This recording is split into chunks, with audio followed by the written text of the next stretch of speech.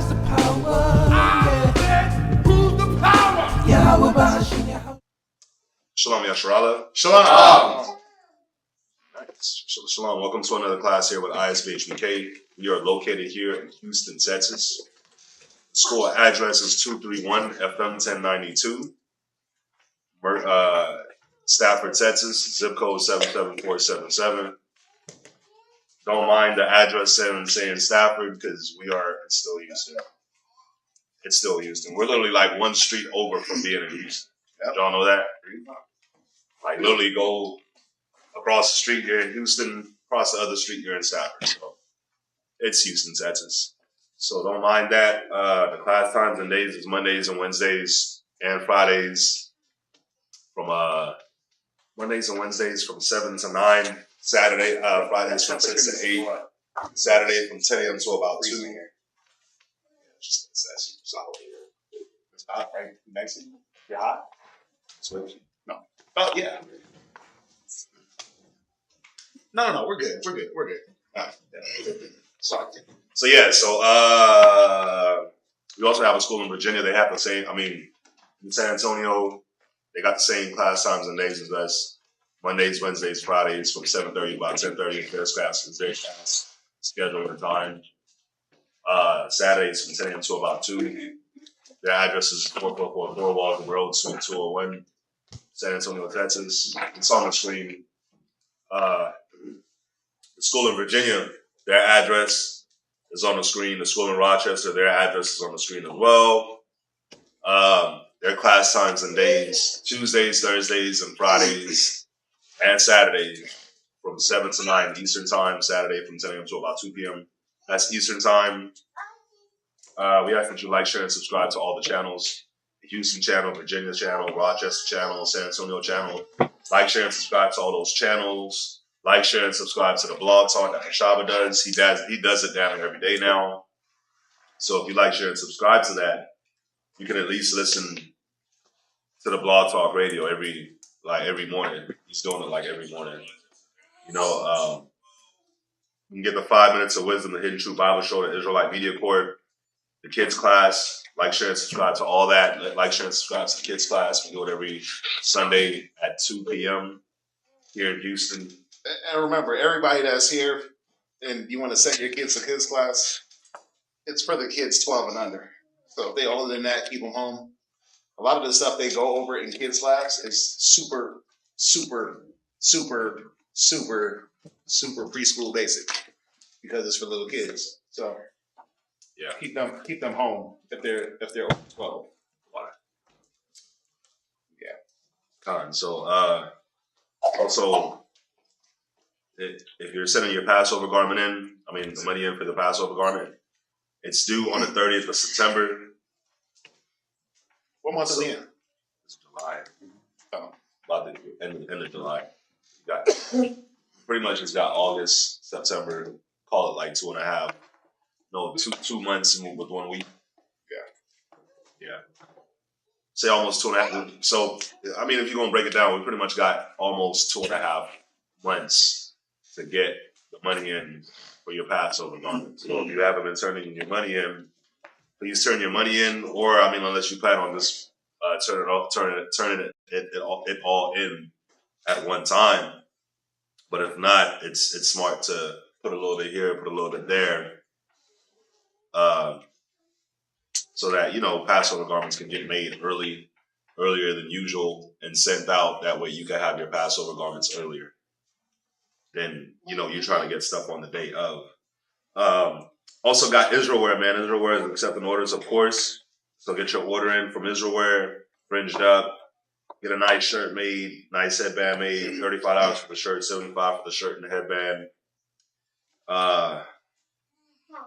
We do the academy here in Houston every Tuesday, and the academy in Virginia and Rochester every Monday. We'd like to contact any of the priests. Their numbers on the screen. Makwatazap's number to my left. His number is 303-557-8979. Kazaki's number is 757-300-4047. If you'd like to send in any donations, definitely send in some donations. Support Sweet Ambiance, support Chosen Creations. If you'd like to send in any donations to help out, Wells Fargo is on the screen, the Zelle is on the screen, the Cash App is on the screen. All donations is definitely welcome and needed. So, yep, that's the announcements. So with that, go into the class. All right. How's everybody feeling? Well, Okay. How's everybody feeling? okay. Well, y'all gonna feel better after this one. All right. So the title of the class is, what is it? Only as strong as your weakest link. And basically, you guys have heard the saying, right? What is the saying? You're only as strong as your weakest link. Hey, you were in the military, right? Yeah. Ain't that something that they pushed? Yeah. Army of one, but in order for you guys to be one, everybody had to be in the same mind, right? Yeah. Yeah, and you couldn't leave a cat behind. You pushed each other. You did all these different things to cover up the weakness, right? Right? Yeah. Is that kind of how it went in the military? Well, it's the same thing in the truth, where you are only as strong as your weakest link. And there's weak brothers and sisters among us that the strong have to compensate for. And I'm going to tell you straight up, I'm directing this class more towards the sisters because they haven't mastered the ability to compensate for weakness. They like to tend to highlight the weaknesses of others. But what are brothers a little bit better at? We're a little bit better at covering the weakness, covering the brother next to us, and not to necessarily highlight the weakness, right? Yeah. But why do we highlight it? Now, y'all are probably wondering, like, what does he mean by weakness? Does anybody know what I mean by weakness?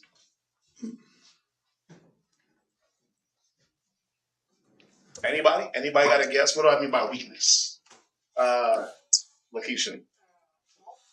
Huh? Okay, faults. It's a good one. What else? Promise I'm not going to yell at anybody today. What's that, sis? Yeah. What you're weak at the things that that you haven't grasped yet. That's good. The things that you haven't grasped yet, right?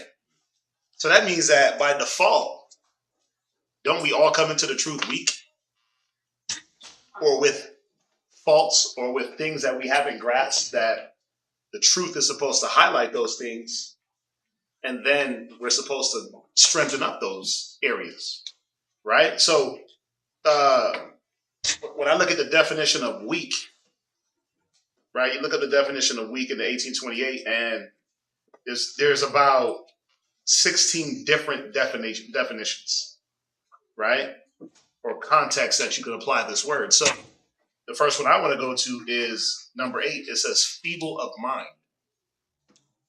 Feeble of mind, wanting spirit, wanting vigor of understanding. So that's one definition. Number 13, not well supported by argument, as weak reasoning. Some people have a weak reasoning within themselves, and they don't have the strength to push themselves to the reason of why I have to do the truth, why I have to be around, why I even have to strengthen myself. Some people don't understand. They don't have that reasoning in their head. Their fire is a little bit weaker than others. What do you do to a weak fire? That fire is going out. You add some fuel, right? You add some coals, you add some logs. And if it's really bad, you got to throw some lighter fluid on that thing, right? But there's a weak reasoning in this person to push themselves, right? Number 14, unfortified, accessible. Why does it say that a weak person is accessible? Well, because they'll allow anything to penetrate their minds, anything to penetrate their space. So they're compromised. They're compromisable very easily, right? They're impressible. Anyone can impress on this person, right? Or anything weak can add to their weakness. But see, the problem with a weak person is, why is it impossible? Why is it so hard for strength to be impressed on them? Y'all ever think about that? Well, think about it. It says, number 15. Here, this is another good one. Not having full conviction or confidence, right? As weak in the faith. So this word weak, there's a broad description of what it means to have weaknesses, right? To be weak. So what's the first thing that I want to come across is that what do the strong have to understand? The ones that are strong, the ones that are not compromised, the ones that are not impressible, right? The sisters that are not accessible. What do I want y'all to realize? Because what tends to happen is when you have a lot of weak people around you, let's be honest, what does weakness do to strong people? Make them weak. Yeah. Or I would like to tend to say that they get worn down, right? They don't necessarily become weak, but it wears on a person, right? It wears to constantly have to try to uphold a person. You're right. They can weigh you down. I was watching something. I forgot what I was watching, man. And the brother was like, I think he was like a lifeguard or something way back in the day. Yeah. And he said, listen, whenever I have to go save somebody, I knock them out. He said, because you ain't going to drown me trying to flip and flail in the ocean. All that kicking and screaming, you bringing us both down. He said, I might have to knock you out real quick. It's like, what? Because all that weak mind to not stay calm, now I'm compromising both of us. So he said, man, you knock that person out, then you just drag them to shore, right? Let them float. They knocked out, they're just going to float. And then you get to swim and just hold them and swim. But think about it. They always tell you, that's why the lifeguard, when they'll come up, if anybody was ever drowning, they'll tell you to calm down. Don't kick, just relax. Because he knows in your moment of weakness, not being able to swim and keep yourself afloat, and in that moment of panic, all that kicking and screaming and flailing, and if I'm holding on to you, and you kicking and screaming, and you going down, and I'm trying to rescue you, if I don't let you go, we both going down, because I may not be strong enough to propel us through the water and hold both that body weight. Y'all with me so far? Right. So weakness tends to, I'm gonna go with what you said because now I like it. It tends to weaken the strong. It tends to make the strong-minded individuals switch their outlook on the weak-minded individuals. Right? So the first thing I want to direct to the strong is this. Go to 1 Corinthians. Go to 1 Corinthians 12 and verse 22. Corinthians chapter 12, verse 22. This is what we first have to understand. Right? Go ahead. Nay, much more, though members of the body. So we have the members of the body. Go ahead. Which seem to be more feeble. Feeble, weak, lackluster. Go ahead. Are necessary. They're what? Necessary. Yeah, the weak brother or sister, they're necessary. So when you got that weak sister around you, she's there for a purpose. Right? You as the strong person that has to bear their selfish, egotistical, it's all about me, mind. You got to step back and say, wait a minute, you know what? The Most High got this person here for a reason. So I can't get too judgmental. And I can't allow myself to fall into their trap, which is what? A weak reasoning. Y'all see this? I can't reason about this person in weakness and become them. I have to stay strong. I got to keep understanding that this person is here for a reason, like the scriptures say. Go ahead. Verse 23. Right? And those members of the body. And those what? Members of the body. Because they are members of the body. Go ahead. Which we think to be less honorable. Right. And you look at that person and you like, man, this person is whack. This sister is trash. Listen, I'll be honest. I gotta make sure I'm not looking at brothers and sisters like that. Right? I gotta make sure I'm not on my high horse and propelling myself above measure and putting anybody down. I gotta make sure I do that as a leader. Because it's easy to look at anybody and pick out the faults and say, wait a minute, why you ain't doing what I'm doing? That's easy. What's hard is to put yourself in a person's shoes. Right? What's hard is to get down with them and get in there and understand, not become them, but understand their state of mind. Right? That's the hard part. It's easy to criticize. It's easy to critique. But what are we learning so far? That there's always going to be weakness around us. The Most High puts them there for a reason. And if you truly are strong, then there's a job that a strong person got to do. Yeah. Read on. Upon these we bestow more abundant honor. We do what?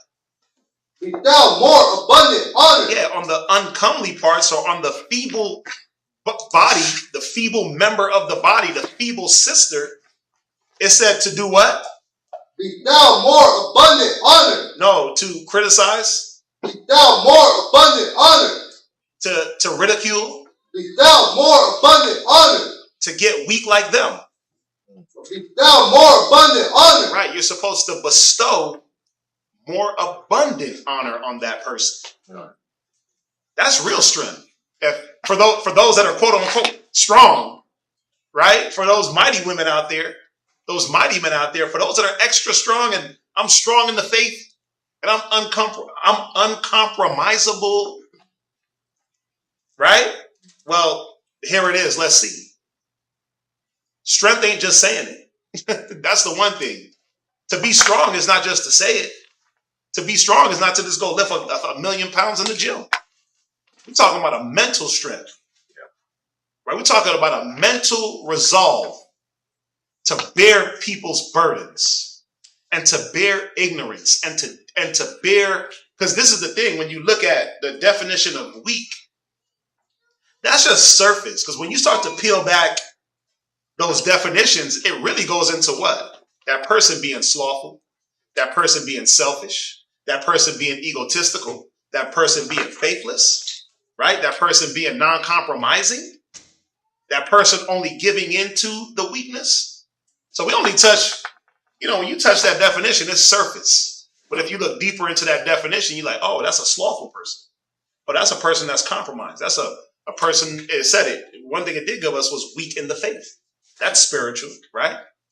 So this is what you got to bear as a strong person, right? You got to let that weak ass person, that selfish minded sister that doesn't know how to step back and look at a situation and say, wait a minute, I'm here too. I'm supposed to add, right? I'm supposed to bear somebody else's burden. You know what you got to let them do? Supposed to take ownership. Huh? Oh, the weak part, like, they're not saying that they... Like, everybody's supposed to take ownership. Everybody's... So, right. If you're the owner of something, then you care about the whole thing. Right. And not just one particular part. Right. Because you own it. Right. You see what I'm saying? So, like, for example, if I own a business that I care about, then I care about every aspect of that business. And not just whatever position. But if I work for a business, and my position is this, or my title is this, then that's probably what I care about. You see what I'm saying? Whatever position I was given. But if I'm the owner, then I care about every position. But I like that you brought out the business, because just think about it. If we all own a business, right? If we all running a business, mm-hmm. and you got people there that don't want to pull their weight, do you just stop the business? No, what you got to do is what? You may have to pull that person's weight. For that business to keep going, you might have to say, you know what? No, this person is weak at the moment. Yeah, I'm going to bear their burdens. Contingent on what, though? There's a thing that all of this is contingent on. I ain't gonna let y'all jump yet. We're gonna get there. I know you know the scripture. We're gonna get there, but it's this contingency that I'll bear your weakness to a point. Right? Yeah. I'll deal with your lack of faith to a point. I'll deal with your selfishness to a point. I'll deal with your egotistical, egomaniac self. It's all about you until a point, because we established in the beginning that what? We all come in with these faults and with these weaknesses. Yeah. We come in with this misconception that it's all about me, when really, no, you're part of a body. This is why he's telling us that he set all different types of members in the body. Read on. And our uncomely part. Come on. And more abundant comeliness. Go ahead. For our comely part had no need. But God So it says that our what? Where you at? I'm on 24. But our what? For our comely part had no need. But God had tempered the body together. Right. So it's not that the comely parts don't have a need, but the comely parts don't need the attention. Right? Because that comely man or comely woman, she's already understood. Oh, you know what? It ain't about me. It's about the body. You know what? It ain't about my time and what I should be doing, but it should be, you know what? Let me look out for the things of others. So that we don't have to reiterate that to that person, to that comely part. Why? They already got it. They already understand it. They're already moving in that spirit. Yeah. Read on. Having given more abundant Right? honor to that part which lacked. That part, that what? Which lacked. Right, because that's what it's about. But who is given that honor? Is the weak giving the honor to the weak? No. That's where the strong person shows really how strong they are. Right? This is where you show really how humble and meek, how spiritual you really are. Go to 1 Corinthians 9, jump over to verse 22. 1 Corinthians 9 and verse 22.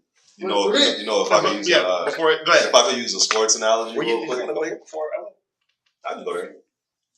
Yeah, I can go there. Can I go here real quick? Yeah, I didn't even look at it. Go. Wherever you want to go.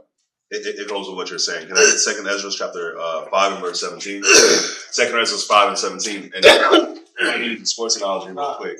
They always talk about like great players. They're able to lift the game up of everybody else that's around them. Like they're like LeBron is great. Right. So what does he do just because he's great? He's able to make everybody else around him great. Yeah. Does he complain because his team is weak? Does he say, you know what, this is a team sport, but it's all about me? I ain't gonna pass y'all the ball because you niggas is trash. Everyone knows he's the greatest player in the league right now. Right? He's the greatest player. He's the best player in the league right now. He's been that for a while. But does he step to any team like, you know what, you niggas is bums. Y'all ain't got it. Y'all weak as hell. So guess what? Lob. I'm gonna have to score every basket. I'm gonna throw myself every assist. No, what does he do? He goes to his players. He understands them. He deals with their weaknesses, right? Yeah. While doing what with their strengths? While magnifying their strengths. Yep. You see that? He uses their strengths to their advantage, but he also works on their weakness. So if I throw a certain type of pass and a man can't catch that, well, we're going to work on that. We're going to work on that, but I'm going to also see, okay, where's his strength? Well, he can't catch a pass, a bounce pass on the go. So I got to make sure that he posts up so he can catch the pass in the post. That's his strength, but we're going to still work on the on-the-go stuff. Why? Because that's necessary too, right? It's simple sports and unity and brotherhood and sisterhood stuff. Where did you want to go? Let's go to 2 Esdras chapter 5 verse 17. Go ahead. 2 Esdras chapter 5 verse 17. Knowest thou not that Israel is committed unto thee in the land of their captivity? So you know, everybody that's involved in the truth, you got to see that Israel is committed unto you in the land of their captivity. Now, you got to think about it. Why do we go into captivity? For these very same things we're talking about. For the same things. The scripture says that our people is destroyed for a lack of knowledge. So that means that the people that come around, what's going to be their problem? They don't know nothing. They ain't gonna know nothing, but then they're gonna think that they know something. You see what I'm saying? So they're gonna be destroyed in this mental. Their mental estate is gonna be destroyed, and that's why we are in captivity in the first place, because of how we deal. So we deal like captives. You see what I'm saying? We deal like captives, and every man for himself. Yeah, like a crab in a barrel mentality. Yeah, like a crackhead mentality. It's all about me. It's crackhead mentality. That's how Israel deal. We deal like we just coming out the damn jungles, man. We act like we're like little jungle beasts, and you ain't got no sense of community, home training. You don't even have a sense of self in these instances, and it shows the way we deal with each other. Right. So where you want to go? No, that was it. That was it on that. Pretty much, because we know that Israel is committed onto us in this captivity time, then we got to understand that and move a certain type of way, knowing that the brothers and sisters that come or that's involved, they're not going to be perfect. So it's our job, the ones that do have it on point, to help to condensate ourselves to their levels to help to bring them up. That's our job. 1 Corinthians 9:22. This scripture. It goes right along with it. Watch. 1 Corinthians chapter 9, verse 22. Because we know that we're committed in this captivity to one another. Like he said, we're going to be coming with a lot of different weaknesses and a lot of different ailments and a lot of things that make us feeble. So what do we do in that moment? Read. To the weak became I as weak. No, to the weak I became a critic. To the weak became I as weak. Yeah, Paul said to the weak became I as weak. Right? Did he literally become faithless to a cat that was faithless? Did he literally lose his faith? Did he literally just, I don't know about this truth thing? Or was he able to lower his mind and lower his zeal in front of that weak brother or sister and get on their level to do what? Read. That I might gain the weak. That I might do what? Gain the weak. That he might gain them. See that? This is what the strength is supposed to be able to do that's in you. It's supposed to gain. It's supposed to solidify. Right? Yes, it's going to check. It's going to rebuke. It's going to do all these different things. But in this context, true strength are these things, man. The ability to look at a person that is out of the way and ignorant. And you sisters got to get sisters online. Some of y'all hit from class today. I get it. You knew it was coming. Some of y'all stayed home because you knew it was about to go on. Right? You hear the murmurings. Because I hear the murmurings. And when I hear the murmurings, I'm going to say something about it. So some of y'all stood home because you knew it was about to happen. I wish you wouldn't have. I want to look you dead in your eyes. Right? I want to look you dead in your eyes because this is the thing, man. Enough's enough. Yahweh Shai said it, how long must we bear you? Right? It's one thing to come in and know that, okay, I got to work on certain things. And it's another thing to say, you know what? I'm just going to be this way and everybody else got to compromise to me. That's two different mind states. Yes. We know our job. We know our job as leaders. We know our job as brothers and sisters that have been here and understand what it is that is required of us. We know the job. The job is to be there for the ones that don't know how to be there for themselves. Right? That's the job. But for how long? Even when you don't feel like being there, even when you feel sick, or you got a headache, right, or you got a cough, or you got a fever. You know how many times I'm sick and I'm still there? You know how many times I'm tired and I'm still there? Right? I don't let those things be the determining factor, because then that's going to now do what? That mind state is going to impress on me, which will in turn impress on him, which will in turn impress on you all. And then guess what? We all are weak. Because that's one of the definitions of being weak, is impressible. Right? So read that again from the top. For Corinthians chapter 9, verse 42. Right? And then somebody else give me Romans 15 and verse 1. Go ahead, read. To the weak became I as weak, Right? that I might gain the weak. Come on.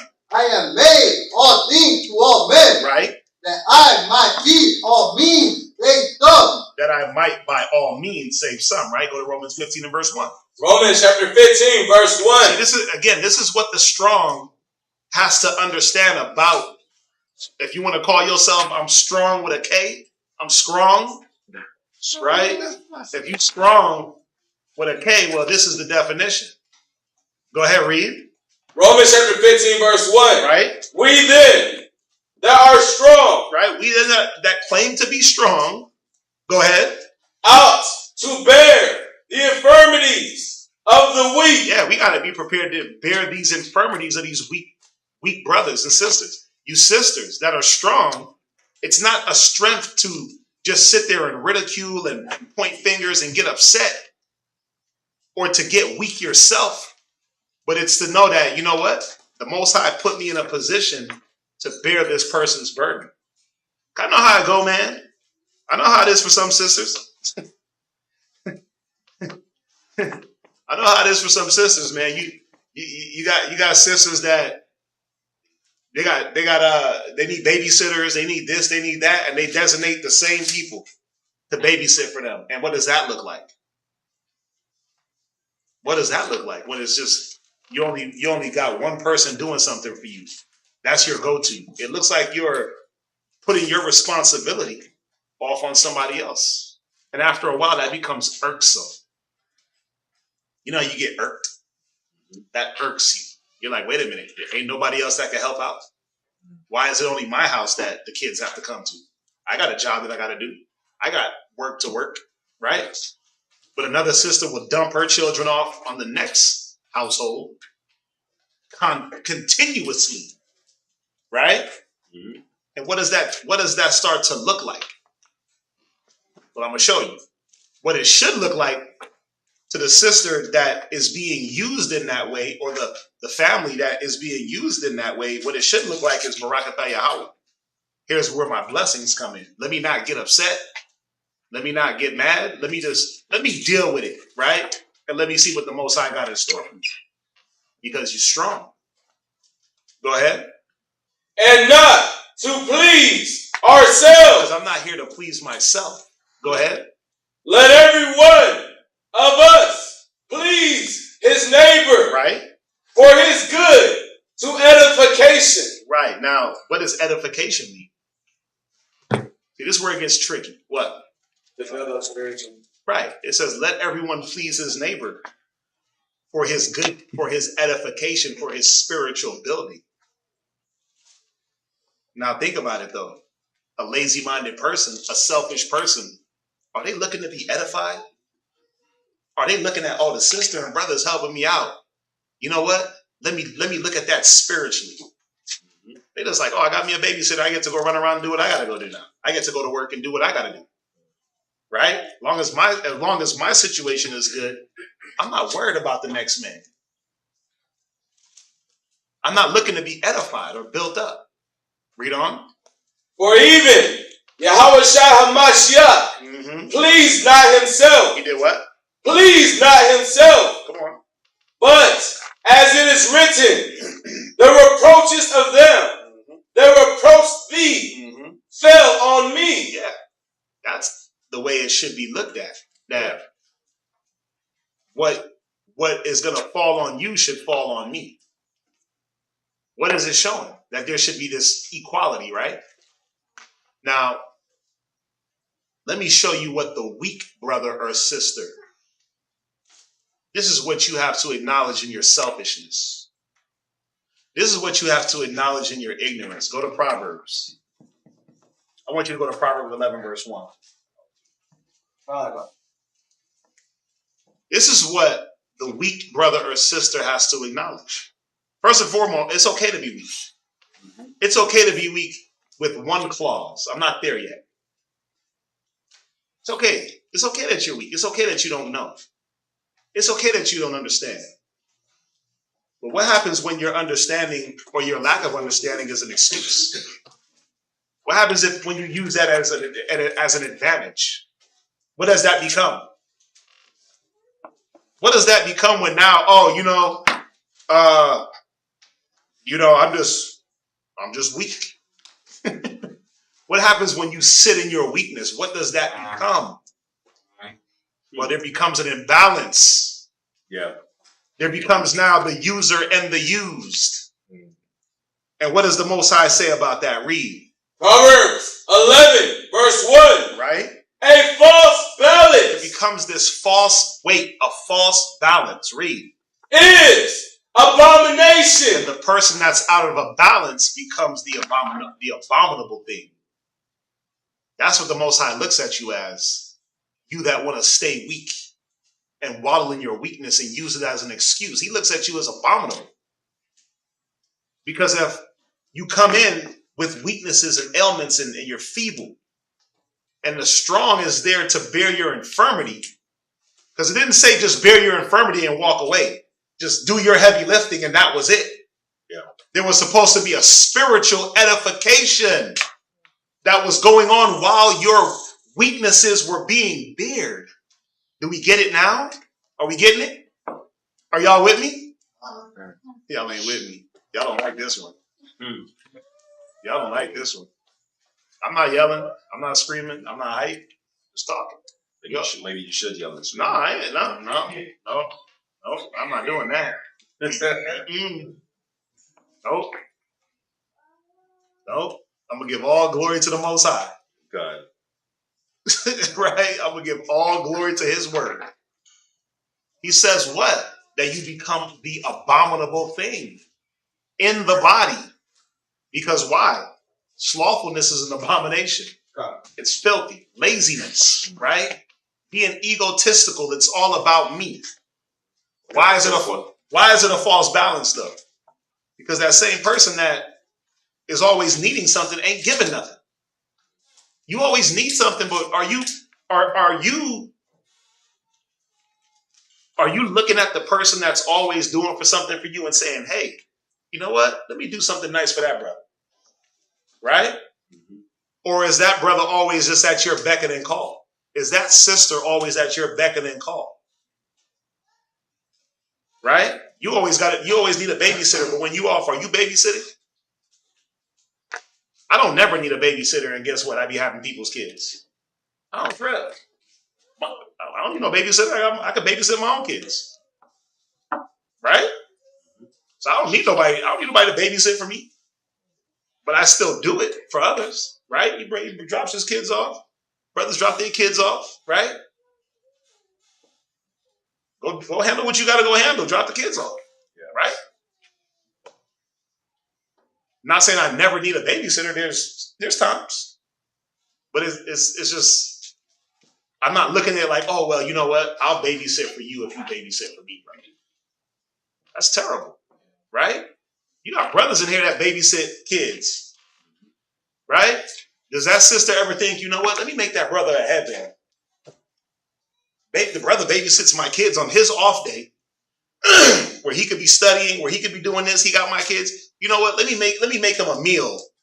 Let me make the brother a meal, or make him a crock pot meal or something that he could have for the week. He was thinking like that. That's why the Most High said it's abominable. It's a false balance because you got one person steadily giving and the other person is steadily taking. Go ahead. But a just weight is his delight. Yeah, the Most High is delighted in equity, in fairness, and in equality. He deals with that. He don't deal with an overcompensation. He don't deal with a forever I'm gonna just be weak the whole time. Because Paul didn't become weak to save the weak for them to stay weak. Right? Or did he? Or did he not save the weak to strengthen them up so they could be strong? Right? When he talks about he begot Timothy in his bowels and Titus is his son. What is he saying? He's saying that he reared these men up, that these men weren't to the stature until Paul got into their lives and built them. And whatever weaknesses they had as men, he helped them to shed those weaknesses. Yeah. So they can be strong, and then he put them in position to go strengthen others. But a lot of you sisters, man, you just want to sit back and take and take and take. And then you got the nerve to point fingers. It's a finger pointing thing for y'all. It's a take thing. But what you giving at? What you like? You taking out the pot. What are you putting in? And then when I do classes like this, it's like, see, I can't. You run to your husband. See, I can't do nothing right. And then you boohoo all through the week. You boohoo, cry, and woe is me. And then we end up being here again. Yeah. Because then we'll have to do this class again in 6 months. Yeah, because it didn't get through because of that spirit right there. Yeah. Yeah. Ain't no real acknowledgement. So you get like these little crocodile tears, these crocodile feelings. Because if there was real acknowledgement of if there was desire to feel bad, of I can't do right, then you'll be looking to do right. Yeah. And not just have the little sad, frowny crocodile face and self-condemnation, because that doesn't do anything. That's like this little facade that people give off, so that you could feel bad for them. But then, right there. You know, I was going to say this too. Go to Micah 6:11. I was going to say this too, just on like even what we're dealing with, like the last class that we did on Wednesday, when we were talking about like the last scripture that we went to. We had like we were talking about like the roles and the duties. It's funny because we were literally talking about the roles and the duties. Yeah. And the last scripture we went to was about Rebecca. And when Isaac had sent the servant to go get Rebecca, it said that she came and drew water for him and all his camels. The 10 camels. You see what I'm saying? And I had ended it at that because that was the mindset, the mentality that we have to have, like all of us. Yeah. You know what I'm saying? Yeah. That was the mentality that we were supposed to have, but I had that under the sisters' duties.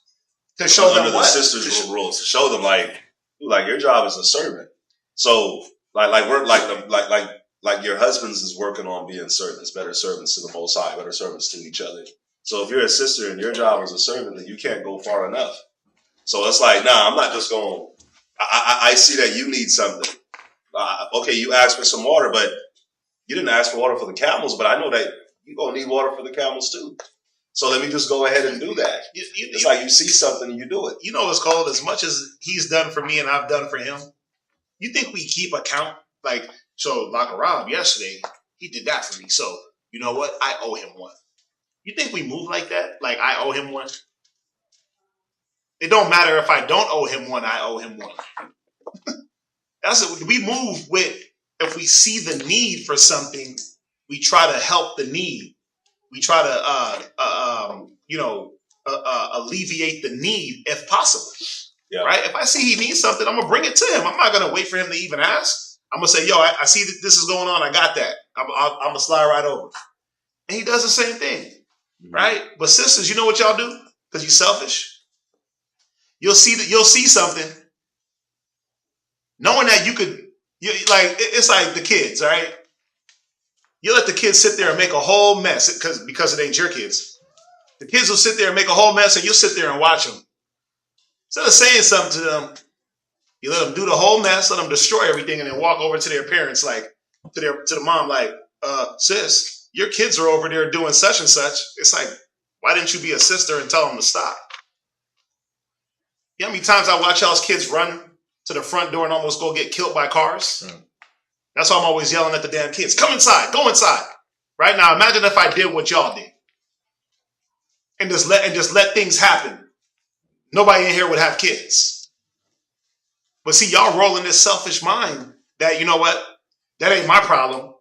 That ain't my issue. So guess what? I'll just let them do what they do. And I'll go tell their mama. So now I have something to say about how mom is doing business with their kids, how mom is taking care of the kids. Now I can point a finger or mark a tally of some sort to feed my ego, to feed my selfishness, because that's all it is. Read Micah 6 and verse 11. And where you going? You know, it's funny. I was going to say it's crazy because brothers don't roll like that at all. Like we don't see like the weaknesses of a brother and like put the brother in a position to be weak or see him in his weakness to like go and point finger, like be like, look, he's being weak. Look, he's being like this or he's being like that. For them to like get in trouble, but it shows the immaturity of the mind because that's stuff that children do. Yeah, that's stuff that kids do. Yeah, you see what I'm saying? Well, that's why the kids do it though. Like my daughter, it's funny. My two daughters, the older one does that. Like Shariah will come and she'll be like, Dad, look at Shyla. Shyla's doing this. Look at her. And I'm like, go tell her to stop. And I'm like, go tell her. But I get it. Like she, you know what I'm saying? Yeah. She don't know that part yet. So I'm like trying to show her that. But it just reminds me of children because that's what children do. Yeah. Like if brothers, like we always say it up here, like if we're off, like tell us that we're off. Yeah. You see what I'm saying? But guess what? We're up here for a reason. Not saying that we're perfect, but we're up here because we're conscious of how we move. A lot of y'all ain't conscious in how y'all move. So then it's like, it looks hypocritical when you're telling somebody not to do something, but you in turn do it too. You see what I'm saying? Like you're telling somebody that your kids don't ever clean up, or your kids don't ever do this, or your kids are like this. But how are your kids? You see what I'm saying? Then it comes off and it looks weird because you're telling somebody that your kids is moving like this, but then your kids is moving way worse. You see what I'm saying? It looks. Yeah. Read Micah 6 and verse 11. Book of Micah, chapter 6 and verse 11. Right. Shall I count them pure with the wicked balances? He said, should I do what? Count them pure with the wicked balances? Yeah, he's asking a question. Should you be counted pure with that imbalance that's in your psyche? You think the Most High is looking at that like, oh yeah, you know what? Just continue to be weak, sister. It's all good. Come on now, you can't be here 3 years talking about, I just don't get it. Grace and mercy runs out. Yeah, you can't be here 5 years. Like, I'm still working on myself. Okay, so you haven't worked on nothing since you've been here? You still don't understand that selfishness is not the way to go? You still don't understand that you were supposed to be picking up certain things early in your walk to be able to now use those things? You don't get that? Well, no, I don't get that. Okay, well, what did the Most High say? Read it again. Shall I count them pure with the wicked balances? Come on. And with the bag of deceitful weights? Yeah, the Most High said it's deceitful the way you move, man. There's a level of deception there. Because it is deceitful. It's underhanded deceitful. Because what you're trying to do is compensate for your sloth. You're trying to compensate for that slothful, lazy, no zeal, like the scripture, like the definition said, lack of conviction, lack of faith mind. That definition said it, not me. Right? Mm-hmm. That wasn't Guadazop 1828. That was Webster's. That nigga said that. That nigga, you better blame that nigga Webster. He taught you that. He said you got lack of faith. He said you got lack of conviction. That nigga said that. Right? So, hey, and the scriptures back it up. Because in your mind, in your false perception, that I'm doing something right, you think you moving right. You think you pure. Most High said, should I count you pure with the false balance? No, he's not. Because you're abominable. Right? So, I got one too. Go where you gotta go. Well, Psalms 51 and 3. Psalms 51 and 3. Just on this point of acknowledging what the weak have to acknowledge. Psalms 51 and 3 real quick. Psalm chapter 51 verse 3. Uh-huh. For I acknowledge my transgression. For I what? I acknowledge my transgression. You know, one reason why, and one reason why you see brothers and sisters come into the truth, come to bodies and camps, and you see some like sprout up really quick, and they root themselves and they start growing really quick, and then some that's been here for a while, like they just not growing. They're just not moving. They keep stumbling over the same things. They keep getting the same counsels, keep getting the same classes, keep getting the same talks, the same everything. It's because there's no acknowledging of what is going on. There's no acknowledging of who they are and their weaknesses. So when you tell them, when you give them correction or you give them reproof or you're trying to show them where they're off at or show them their reproach, then it becomes two things. They're looking at you, instead of listening to what's being told to them, they're looking at you and they're trying to find whatever fault is in you as a justification for why they don't need to listen to whatever you're telling them. And because that happens... And sisters are perfect at that. Yeah. Y'all have this perfect quality to look at a person and recall their fault when you're being corrected. So then what that does, that automatically knocks them out of a correction. You do it with your husband. That's the thing. Forget about the other sisters. You do that with your husband because you don't want to be told anything. So you conjure up his faults. Well, you were snoring last night. What the hell can you tell me? Mm-hmm. You were doing this last night. What can you tell me? Well, my favorite one is, well, you did it. That's my favorite one. Yeah. Well, you did it. So that automatically tells us what? You ain't trying to hear nothing from nobody. And what it also, you know what it tells me? And I say it all the time. And I'll say, I always say it in the councils too. We're going to be back here in 3 weeks or a month. Or maybe even 2. He says it all the time. I say it all the time Because the scripture says into a wicked soul. I mean, to a wicked soul, wisdom will not enter. Yeah, to a wicked soul, wisdom won't enter. So you're being to a malicious spirit. To a malicious spirit, wisdom won't enter. So you're being malicious. So because you're being malicious, then ain't nothing that we saying entering. Like even right now in the class, if your heart is malicious, then guess what? We'll be having another one of these classes pretty soon. That's just what it is. Because or some suspensions. Right? And then we won't have to have those classes. No. But the scriptures say, cast out the scorner, and contention and reproof will cease. So a heretic after the third and fourth admonishing, it says to reject.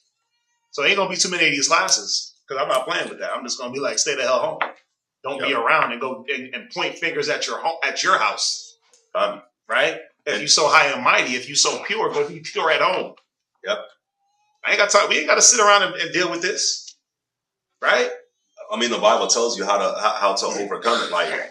Like the way you started the class was perfect. Like you're gonna be weak. You're gonna have weak brothers and sisters around. But like I said, some brothers and sisters. We're talking about sisters. So some sisters is going to stay weak, but then the others will come and just grow. And it's like they got to be told once or a couple of times, and then it's like, oh, okay, oh, I see that. Let me move on. But why is it that they're like, I see that, let me move on? They can say, I see that and move on because they acknowledge. Can I cut that scripture and go to this one? Yeah. It's exactly what you're saying, but there's a part. Go to Psalms 32 and verse 5. Wow, you don't like this. Psalms chapter 32, verse 5. Go ahead. I acknowledge my sin unto thee. Because it's the same thing. There has to be this acknowledgement, right? That I am weak and these are the things I got to work on. But first of all, who is pointing those things out for you to acknowledge? The strength, the strong that are bearing your weakness. If they're edifying you, that means that they're pointing things out to not ridicule and to make you feel bad and woe is me, but to strengthen you. Go ahead. And my iniquity have I not hid. Go ahead. I said, I will confess my transgression unto the Lord. Come on. And thou forgavest the iniquity of my sin. Come on. For this shall everyone that is godly pray unto thee. See, only the godly is going to move like this, man. Oh. Only the godly is going to acknowledge. Because that's what godly sorrow and repentance is about. Yep. So only the godly sister is going to really step back and bethink herself before she does what?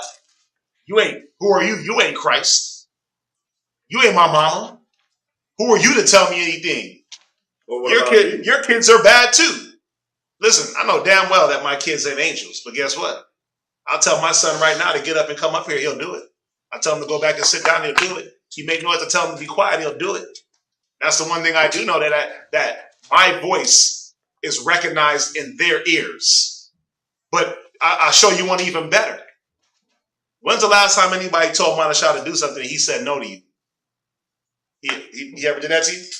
He ever did that to you? He ever did that to you? He ever did that to you? You were at my house. He ever did that to you? When you were braiding up his hair, was he like, no, leave me alone, and smacking you away and doing all that? No, right? Does he do that to you? No. Has he ever done that to you? Right. Has he ever done that to you? No. Right. Because I'm not only showing him to respect me, but I'm trying to show him to respect you all. Right? As extensions of me. You see that? Because it ain't just about me. I'm not looking at just me. Like, oh, when my kids are with me, they're good. Because there may be a situation that when my kids got to go with one of y'all, what do you want? You want a badass little brat? Or do you want a well-mannered child that is somewhat knowledgeable on how he should conduct himself? Which one would you rather? Yeah, you want the child that you can tell, hey, no, Manasha, don't do that. And he's like, yes, ma'am. No, sir. Right? Or he just says, come, and don't do it no more. That's what you want. Now, is he perfect? No, he's not. He's not perfect. Right? Am I raising a robot? No, I'm not. I understand that he's a child. But is he being trained to respect you all? Just like all my other children? Yes. But some of y'all got a problem. Some of y'all is like, hey, don't do that. No! It's like, wait a minute. What's wrong with you? Calm down. Yeah.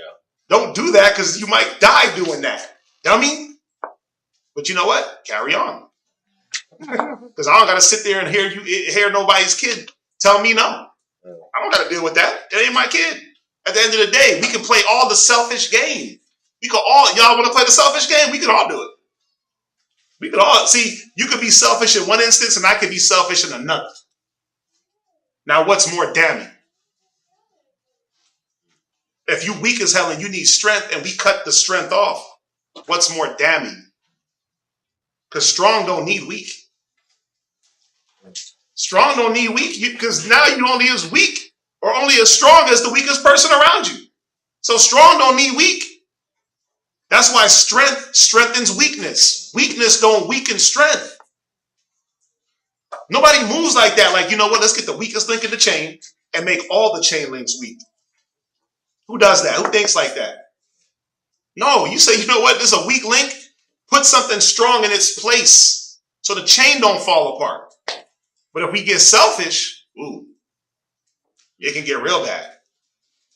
It can get real bad, right? So the godly understands that they got to acknowledge and make these changes. The godly understands their situation, right? So let me go here real quick. 2 Corinthians 8 and verse 13, because the point is you're not supposed to stay with these weaknesses that we come with. You're not supposed to stay with the weakness. Yeah. You're supposed to let your weaknesses be highlighted, not exploited and exacerbated to the point where now you feel ridiculed and belittled. But your weaknesses do have to be pointed out. Right? They got to be isolated. When you got a weak muscle, what do? You say, you know what? I'm going to isolate that muscle. I'm going to work on that. I got to get big biceps. So you're not going to do leg curls if you want biceps. You're not going to do bench press if you want biceps. You're going to isolate the muscle and you're going to do bicep curls. Boom.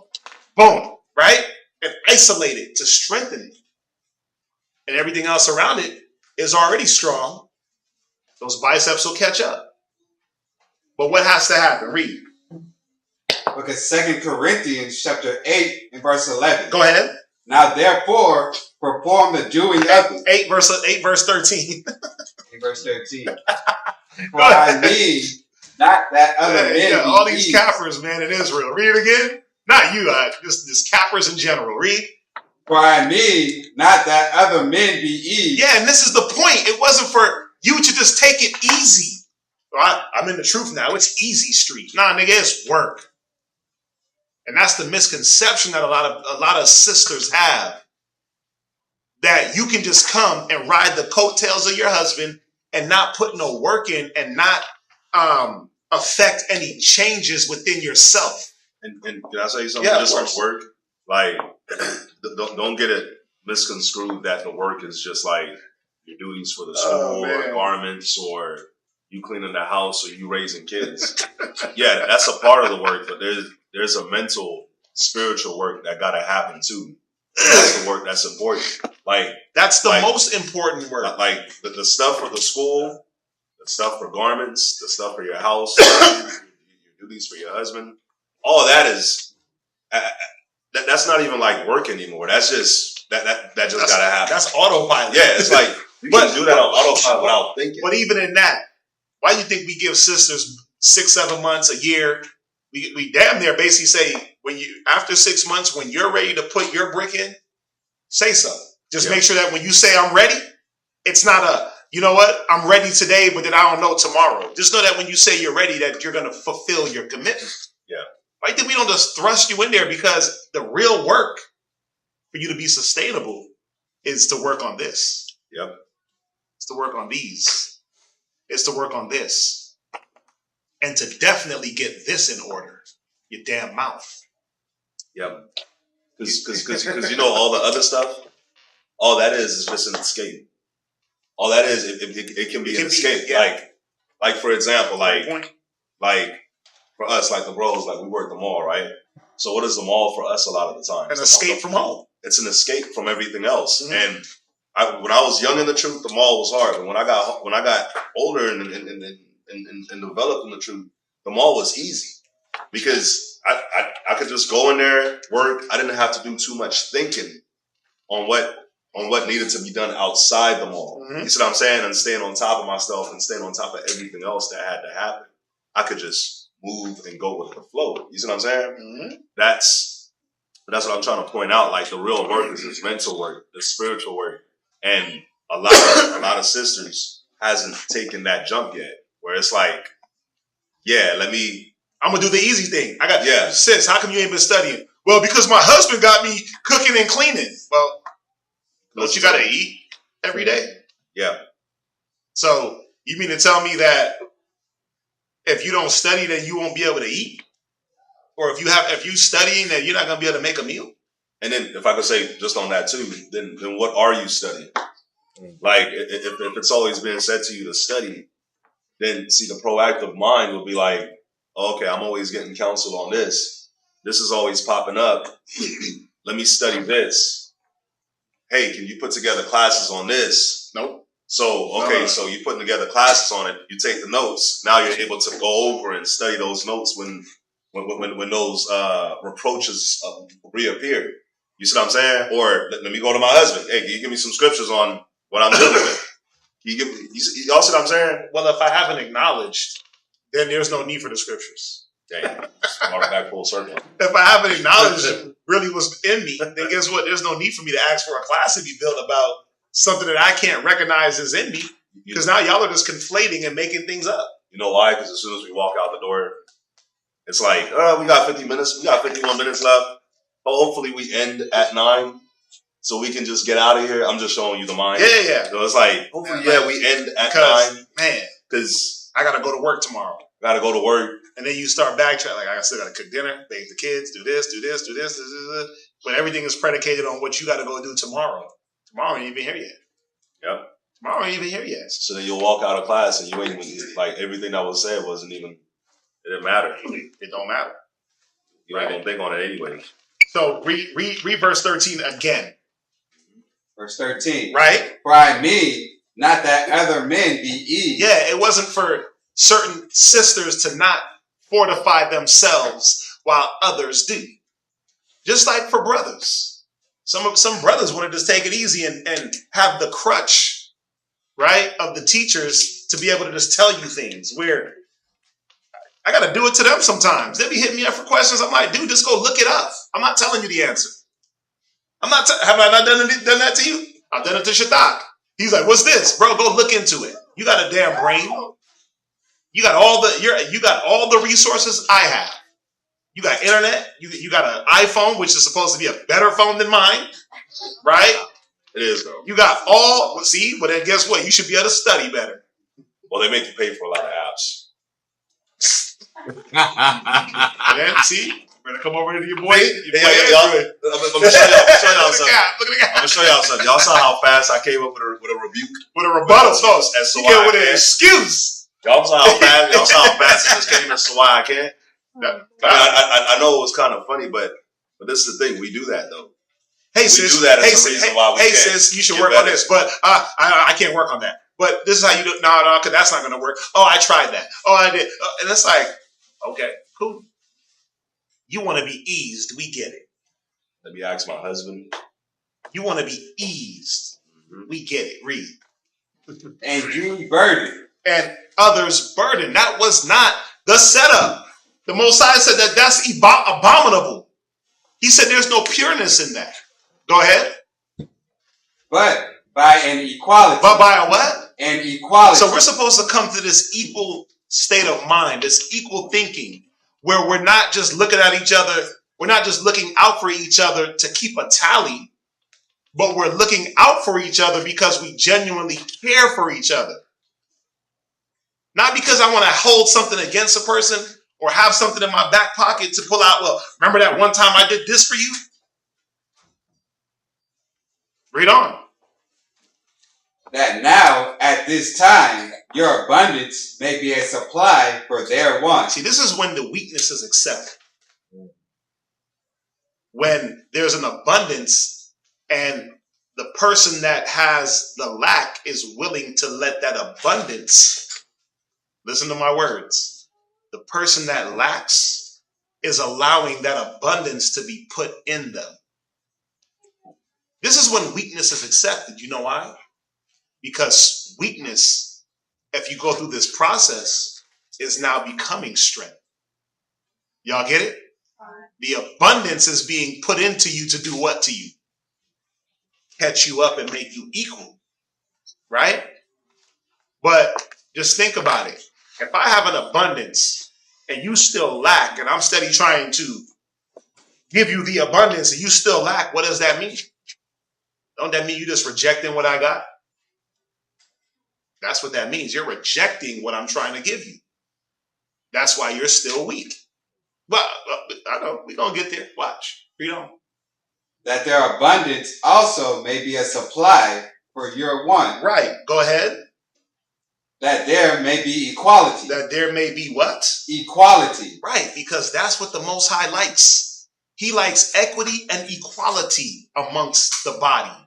Even though the hand ain't the foot, there's still a level of equality where the foot is doing its job and the hand is doing its job. Now, if you got to start using your hands as your feet, what's going to happen? You ain't going to get nowhere because your hands ain't feet. You have to reconstruct your whole body to walk, right? But if I equally do my job as the foot and the hand does their job as the hand, do we not have equality? If the head does his job as the head and the feet do his job as the feet, do we not have an equality? Yeah, but you know where you get inequality? When them dusty ass feet with corns and a stinky ass smell and ashy knuckles on the top toe, right? With lint in the midst of the toes is looking at the head like, why you telling me what to do? Why you telling me to go wash myself? Because I can smell you. That's why, foot, right? Because I'm telling the nose because the nose is telling the head that the feet stink. But why you telling me that? Because the eyes are telling the head that the feet look ugly. But why are you telling me that? Because everyone else is doing their part and you're not. I thought that was an amazing analogy. That was amazing. I thought that was an amazing analogy. I thought that was a superb analogy. I know y'all ain't rocking with me right now. Why do you think the Most High uses the analogy of a body? Why do you think he calls it a body? Because the nose is doing its job to smell the stinky foot, and that foot is stink. The eyes are looking down to say, that foot is raggedy as hell. It needs to be washed. Right? Yeah. And then the head is relaying to the foot, you got to get these things done. And the foot's like, nope, I'm not even going to get up to get washed. Yeah. Right? So now, just think about it. Again, if I have an abundance and someone has a lack, if I'm pouring my abundance over into this person that lacks and they still lack after 4 years, 3 years, 5 years, 2 years, that means that they're rejecting the abundance. They don't want to be equal. Yep. They want to stay weak. And this is what happens when you want to stay weak. Read 1 Corinthians 11, verse 24. That was amazing. Y'all didn't even. What's that? I was going to say, because you had said something when I was going to the restroom, and I was like, damn. Anyways, I wanted to speak on it. You were talking about pointing the finger, right? Right. You know, bro, any and everybody in the truth can point fingers. Like, we all can. It don't matter where you go, you can point fingers on why to do something, why to move a certain type of way, or why not to move a certain type of way. Like, a lot of people that leave camps and leave bodies, they all have their reasons as to why. They can point their finger at this, or they can point their finger at this brother, or point their finger at this sister. And that's what they usually do. And exactly, that's what they usually do. You hear it on the line, you hear it on the Facebook, you see it where I left because of this. Yeah, and you know all that is, or you know all it is. You know all pointing the finger does, because like I said, we can all do it. And the ones that you see that last and actually grow are the ones that could have pointed fingers for stuff, but you know what they did? They were like, nah, I'm gonna keep moving. People ain't perfect. You see what I'm saying? Everybody ain't gonna be the same. This is my learning curve. Let me get through it. Let me add on to myself and grow. You see what I'm saying? And this is why those people stay. Dude, and let me say this, and the people that leave, they tend to leave the same way they came. And that's what I was going to say too. Zero growth. And this is the thing. Whenever you point fingers, pointing fingers is just an excuse that you give yourself as to why not to grow, why not to be better, why not to change, why not to... That's your excuse. I'm not going to do it because of this. Why not I'm not going to do it because of that. Why not to conform? Why not to be strengthened? Because that's what it comes down to. This is the reason why I don't want to be strengthened. Because the way you talk, well, what that got to do with your faith, with your belief, right? Because it don't matter. I've tested it. I ain't yelling right now, am I? I'm very turned down. It's turned down, yeah. My notches are I'm on a -4 right now. Like on the equalizer, all the knobs are just down. Now y'all have seen me turn up, correct? Now, some of y'all have been here a number of years, right? And you've seen the Richter scale of turn up and turn down, turn up and turn down. Yeah. Here's the litmus test. Why do we got to repeat these classes? If it was about how we were talking to you. If it was the message, it's the way you say it. Well, guess what? I'm in calm, nonchalant, I don't care voice, right? I'm in, you know, when you go to the psychiatrist and he just sits you on the couch and says, so tell me what's going on. That's where I'm at right now. There ain't no turn up in me, right? But why do we got to repeat? Why do we got to repeat certain concepts? And we come in all these different variety of ways. It's not because the way we come, it's because you reject. It's because the abundance is there and you don't want it. You don't want to put yourself in a position to strengthen your weaknesses. You don't want no sister. Again, you're looking at the other sisters around you because, again, this class was geared more towards the sisters. You're looking at other sisters around you and you're forgetting that, wait a minute, somebody got to tell me something. Like, for instance, I'll use me for an example. And you be honest. I sit up here and I go in, right? I kind of went into Yashikar a little bit yesterday. Right? Now, Yashikar could just as easily do what? Nigga, why you telling me something when this about you ain't on point? Could you have done it? I could have. Now, pause. Why didn't he do that? Why didn't he do that? Any one of y'all can do that to anybody. You can do it to Kazaki. You can do it to Zion. Because one thing is that we're not perfect. Yeah. And you guys do see mistakes made and different things like that. Y'all see that from us because we're not perfect, right? He can, but I'm going on in his ass about things. He could be like, bruh, first of all, yesterday, hang up the phone. He can do that, right? Shatat, he got blazed last night. Telling you straight up, I went into him. He could have just as easily been like, bro, what the hell? But he humbled down, right? I get my fair share of checks, and I can point fingers at the person above. But we humble down. Why? Well, first of all, because you got to have humility in this thing, right? And you got to take the man out of it and understand the message. Yep. What is the Most High trying to show me? But y'all carnal sisters is always saying, well, who are you to tell me? Well, what she is at the time is the messenger of the Most High, sis. The scriptures say avenging all disobedience when your obedience is fulfilled. That person is there to tell you something because they're doing a slight bit more than what you're doing with themselves. That's why. That's what qualifies them. The Most High gave them that to tell you because they're already doing what they're telling you. Yep. But instead of sitting back and saying, man, what's the Most High trying to show me? You like, well, last week you didn't clean off the kids' eating table. So why are you telling me to do something with my kids? Carnal. But yeah, she didn't clean off the table because she was sitting there counseling with a sister. Something that you can't do. Oh, so she can clean the table and counsel, but you can't do the counseling part. So what would I have done in that situation? Like it's like if I'm having a counsel with a brother, and there's something else that I got to do in the school, and he sees me having a counsel. I'm gonna do what you gotta do. He's gonna do the thing that I was gonna do. Seeing that, oh, he's tied up. Let me go handle the business for him. But you know what sisters do? Well, I know she got to go sweep, but she's sitting there having a conversation with the new sister. So I'm going to stand there and watch her not sweep. That way I can come back and say something about it because she didn't sweep in time. Instead of saying, hey, sis, I see you having a conversation. I see you're edifying the sister and encouraging her. Let me grab the broom from you real quick and go sweep up your area or handle your duty real quick.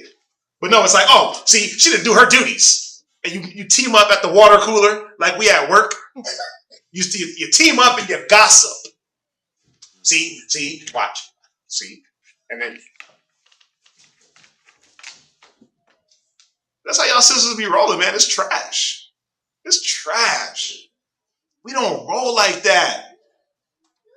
We do not roll like that. How many times you done went over there and bought me Topo Chicos? How many times? Have you came to the house and got stuff and I was like, well, you can only get that because you got me one Topo Chico. No, you never done that. Thank you. Because we don't roll like that. I'm going to keep using these petty ass examples because they're petty. It's petty as hell. Yeah. It is petty, but I'm going to be petty too. You want to be petty? I can be the most petty. What did Paul say? Hebrews, right? If y'all want to be, if y'all want to be petty, I can get extra niggerish petty with y'all and show y'all that y'all petty is not even equal to my petty. But it's unnecessary for us to roll like that. What is it that we're not showing sisters? What is it that y'all are not seeing from y'all husbands? Because now it goes into this question of, wait a minute, is this what this man is teaching at home? Because I teach my rib. Listen, make sure you got enough for everybody else. Hey, you know what? Look out for this person. Do this for this person. Go do this for this person. Make sure this. Make sure that. Look out for this. Look out for that. But then I also teach her, you know what? Nope, you ain't going to do that. Let's see if somebody else is willing to put a hand in. Let's see if somebody else is willing to step up to the plate. Or are you going to be the constant crutch for sisters? Right? Are you going to be the constant crutch? Read where we at. Oh, he got, what you got? Ecclesiasticus. real quick. It's my bad. It's Ecclesiasticus, and it's just off of what you had just said. 1 second. Sorry. So it's Ecclesiasticus 25 and verse 18. Ecclesiasticus chapter 25, verse 18. And this is just on Ecclesiasticus 25 and 18. Damn right I'm laughing. Dude, I am laughing. I gotta laugh, man. You gotta laugh in this world. Go ahead. Ecclesiasticus chapter 25, verse 18. So, you know, this is on the point where you're saying about like, the husbands teaching their wives. Because if it's being said all the time, then it's the husband teaching the wife. And, you know, sometimes the husbands do teach the wife. But then the thing is that the wife don't listen. Why you go here? So it's like the wife ain't listening to class, the wife ain't listening to counsel, the wife ain't listening to the husband. So then, because she don't listen, then this is what ends up happening to the husband. Like every week, every 2 weeks, every month. This is a certain brother. He texted me this. Go ahead. Just recently. Go ahead, read it. Go ahead. Her husband shall sit among his neighbors. So this is what happens. brothers be sitting, brothers be chilling, and read on. And when he heareth it, shall sigh bitterly. So I should have started up, but it's talking about a wicked woman. So when this husband, you can see verse 16, verse 17. It's talking about the constant, repetitive report that, what's going on with your house, your rib, your kids, you're this, you're that. Yeah. Every it's like a cycle every 6 weeks. And then you know what it does? What it does for the man is, it's like, damn, like, what the hell, dude? Like, it's not like I'm not like talking. Because then it starts to, it makes him look like he's not doing his job. So then there's this frustration that comes in because he's doing his job. He's being humble. But like you pointed out, like you went into Yashikar, you went into Shaddai. You can go into me. You see what I'm saying? And guess what? I got to be humble. But then it's like, you hear that, you telling your wife to be humble and you showing the example that, look, I'm being humble. You giving scriptures. You prepping their mind for what's to come. You talking to them constantly about these different things. Like, you know how the scripture says, in those days, 7 women shall take hold of one man to take away the reproach. Yep. Like, we're trying to take the reproaches away. And you ain't listening. And all she's doing is looking at when you didn't, something you did 3 months ago that she didn't like. Well, I'm going to conjure up a memory from 6 years ago of something that I didn't like that you did. And that's going to qualify me to not listen to you in this moment. And then y'all do that. Y'all do that. Come on, man. Y'all do that. We be sitting there talking to y'all. Like right now I'm talking to y'all. Y'all going to go back to, man, well, he always yells. I'm not yelling right now. But he always yells at us. Mm-hmm. Right? Or you look at your husband and his mistakes years ago and you somehow pull that rabbit out of a hat. Like, how do you have recall memory for everything except for the scriptures? But then you know what the cool part is? That was years ago that he did that. He ain't doing that no more. That's the point. But then you're still the same person from years ago as well. But then you ain't never changed from years ago. So then you know what happens because of that? Then your husband gets the report and then he sighs. Then he sighs bitterly. And then he's just like, and then wherever he's at, he gets frustrated. So if he's at work, guess what? If he's in the mall selling walls, he's frustrated. And then you know what happens? He got to get going into having a bad day. But when he makes the call and he got to get a report, man, how you doing, bro? Bro, I'm sorry, man. I'm just a little agitated. What you agitated for? No, he does this. You can just hear it in his voice. And it's like, bro, like I keep talking to this woman about the same thing. Deep sigh. You know what I'm saying? And you know that deep sigh, like, save me. Mm-hmm. Brother, you deep sigh and you just really hear it. Hey, I'm sorry. remember, there's a scripture, man. It talked about 10 things that make a man happy. All right. And one of them was one of the things that make a man happy is dwelling with a wife of understanding. That was one of the things. And so if that's what makes a man happy, then what makes a man unhappy? Dwelling with a wife that don't have understanding. Foolish woman. So then you're dwelling with this foolish woman, you're dwelling with this light woman, and you're teaching her, and you just keep getting these reports. So then what is the Most High supposed to do?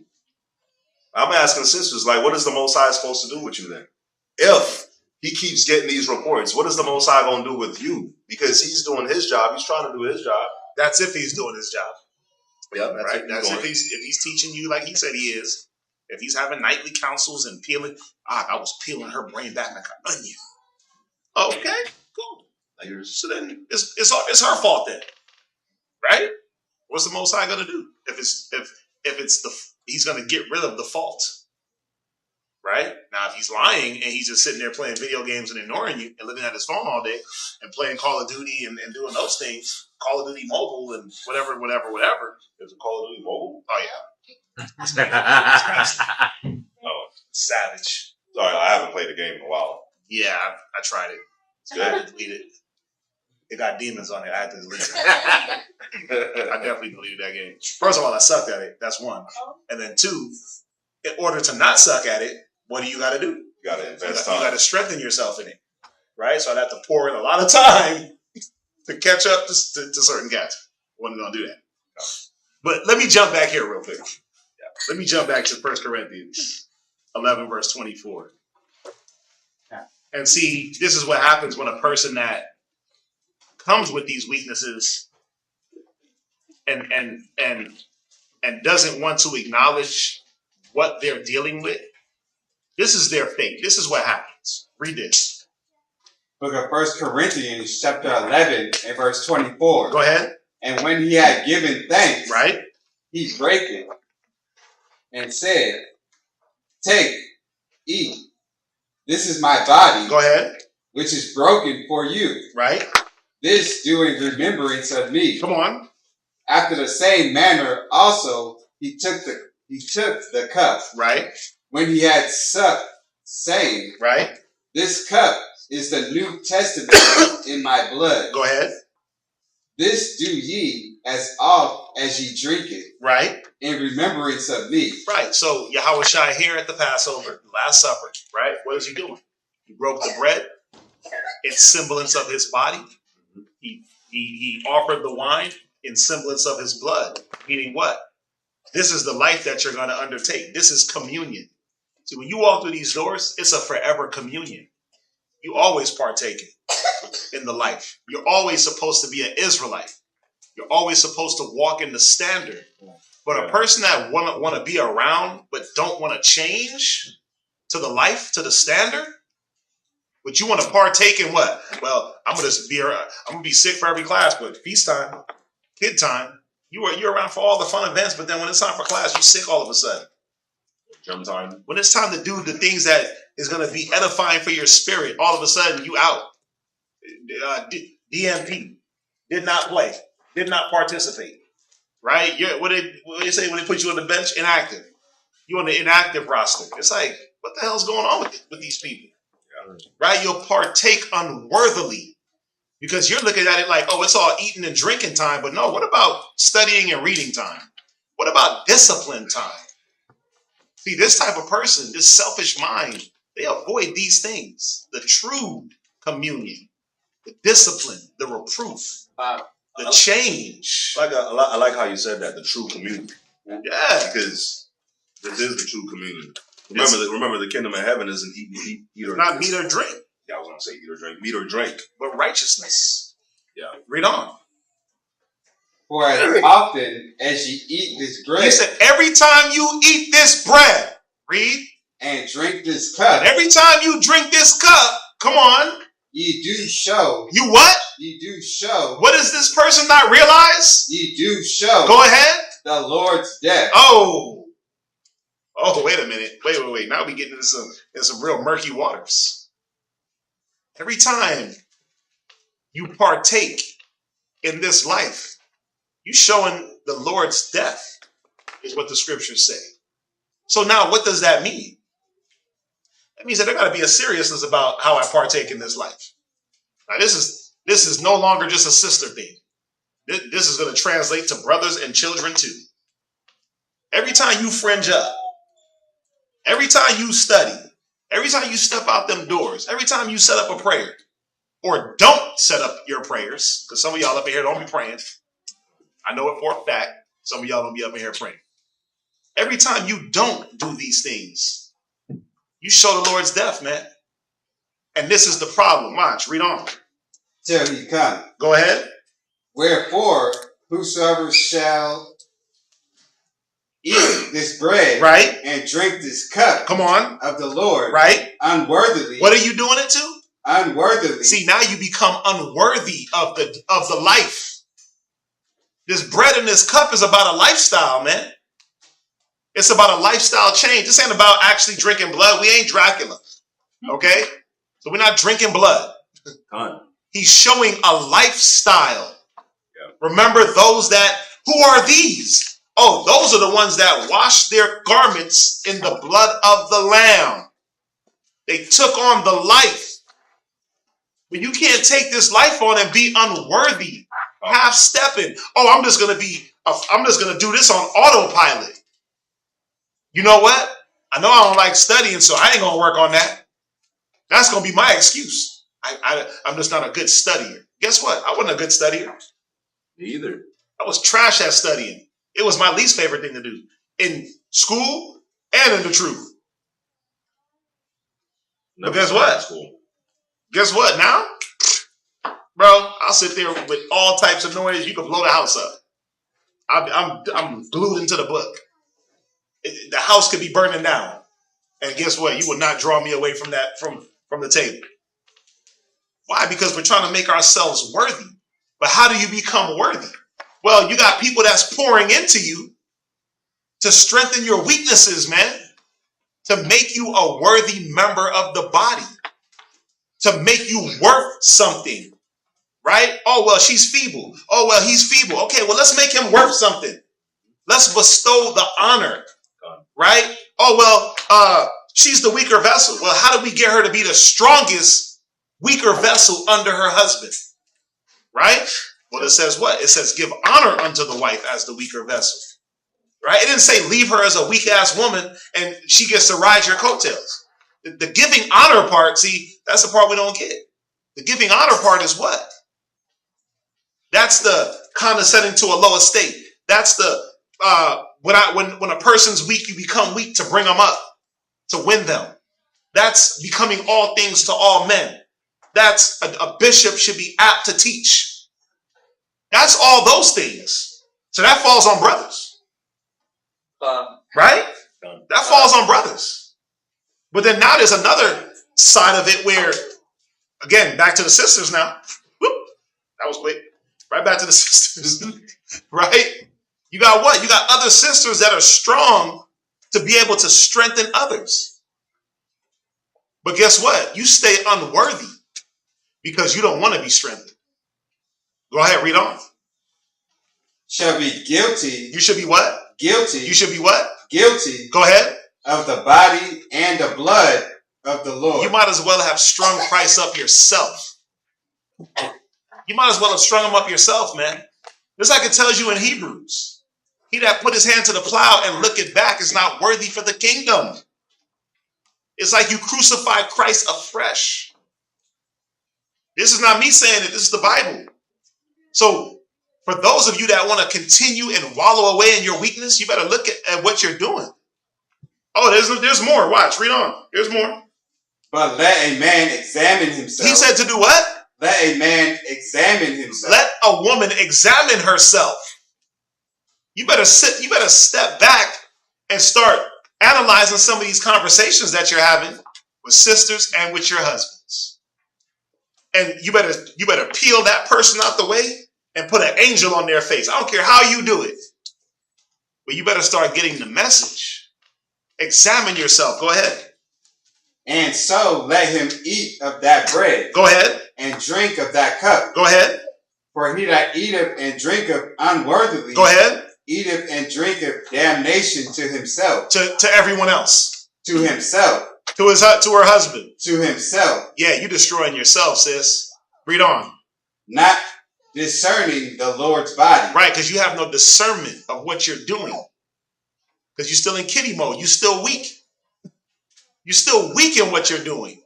Go ahead. For this cause. For what? For this cause. Because of your lack of accountability, right? Because you don't want to step up to the plate. Because of the lack of self-reflection. Because you don't want to be examined. He said, for this cause, what? Many are weak. Oh, shalom, sirs. I can't be in class today. I'm sick. Shalom, I can't make it. Sick. Some of y'all ain't sick. You know what it is? You can't stand in front of us. You can't stand in front of us because you don't want to get dealt with. You're not sick. You're not sick. Looking right in the camera. You're not sick. You don't want to get told nothing. So what do? You run. It first starts with, oh, I'm not going to be there in class. My back hurts. My this hurts. My that hurts. Then you're gone. You disappear. You gone, man. You got the whole house packed. You out of there. Pew! Road runner. Meet me. He said, for this cause, you stay weak. You'll never be strengthened, sis. Read. And sickly among you. Go ahead. And many sleep. Wait, see, and your sickness is going to now turn into a mortal sickness. That ain't like, oh, I'm going to go home and catch me a nap. No, you die. You die. You die because that weakness does what? What does it make you do? Watch. Go to Proverbs 18 and verse 1. This one just hit me. Maybe it goes, maybe it don't. Might be making it up. Proverbs 18 and 1. Read. Did I? Sorry. Proverbs chapter 18, verse 1. Read. Through desire of man. Through what? Desire of man. Yeah, through your own weak desires, a woman, read. Having separated himself. See, you'll separate yourself. You'll cut everybody away from me. They don't understand me. They don't get it. I'm just a mess up. Woe is me. Go ahead. Deacon and intermeddleth. And intermeddleth. Right. With all wisdom. And then guess what? Now you're looking at different ways to solve your problems that are not in the Bible. All of a sudden, you back to rubbing stones and smoking ganja, right? You back to doing all the weird things that you did before you came into the truth. You're doing all the things that made you weak before you got here. That's why he says, why would you turn back to the weak and beggarly elements? Y'all get it now? Where we at? Proverbs chapter 18, verse 2. Did you have a scripture, or can I keep going? I don't want to end this. Right. So, you know, let me just go here real quick. There's something called self-adherence, right? There's a self-adherence. I thought I was making the word up when I looked it up. I'm like, I'm making up words. I looked it up. It's an actual word, right? So, what do you have to understand when you have a lack of self-adherence, when you don't allow yourself to adhere to the common things that others are doing, or if you don't hold yourself accountable? Well, what does that look like to the person that has to constantly give and give and give and give and give and give and give and give and give, and you constantly take? What does that look like? What does that selfish spirit look like? Go to Ecclesiasticus 29 and 7.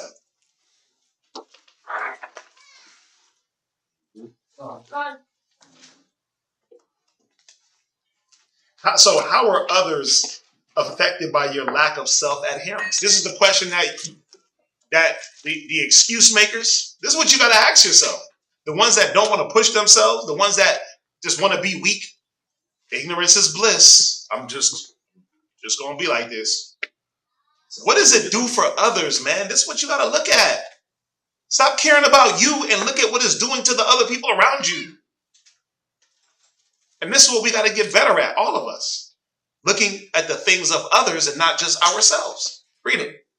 Ecclesiasticus chapter 29, verse 7. Right?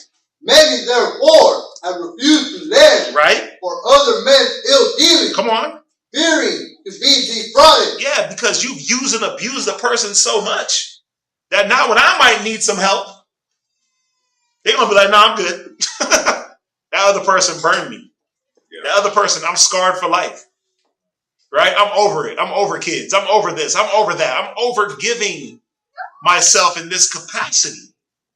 Because others' ill dealings, that imbalance that we talked about, that unjust weight that the Most High said was abominable and not pure. Others are like, nah, I'm good. I don't want to do that. I don't want to give to that. I don't want to rekindle that situation with another person.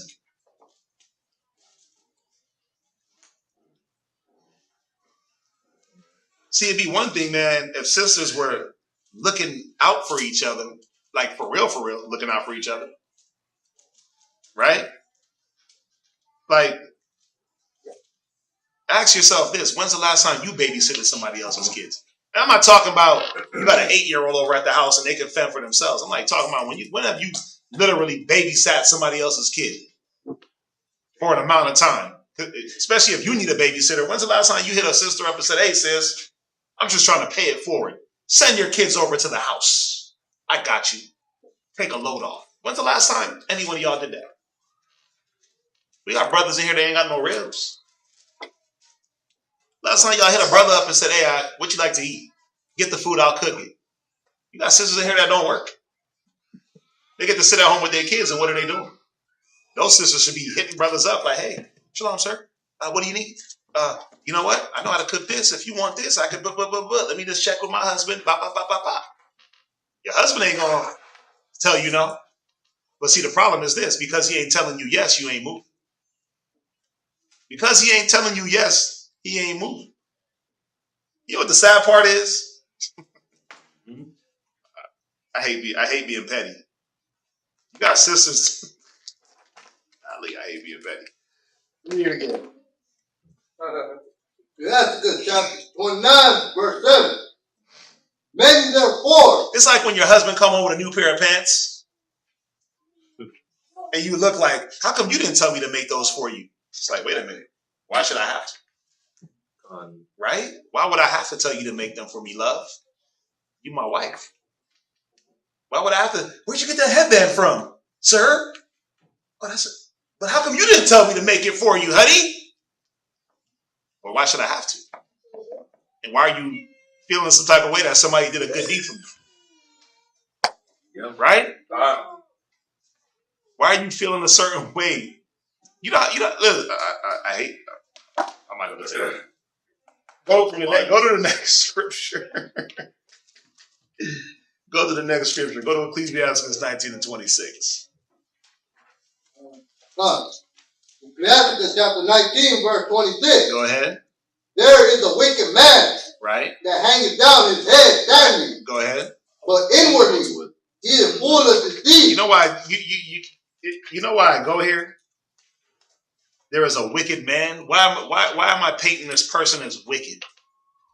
Well, because it's wicked to not want to receive proper instructions. It's wicked. Yep.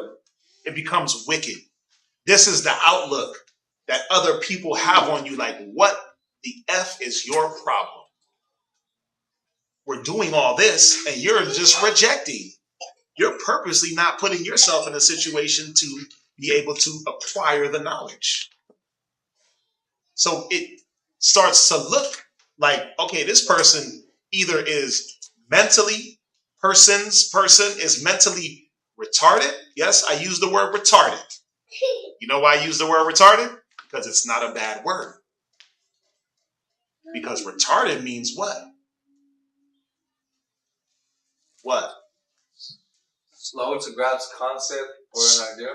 And also, like if I say, oh, that's flame retarded, right? Retardant. It's a flame retardant. What does it do? It blocks flames. So if I say that you're mentally retarded, that means you're blocking something out of your mental.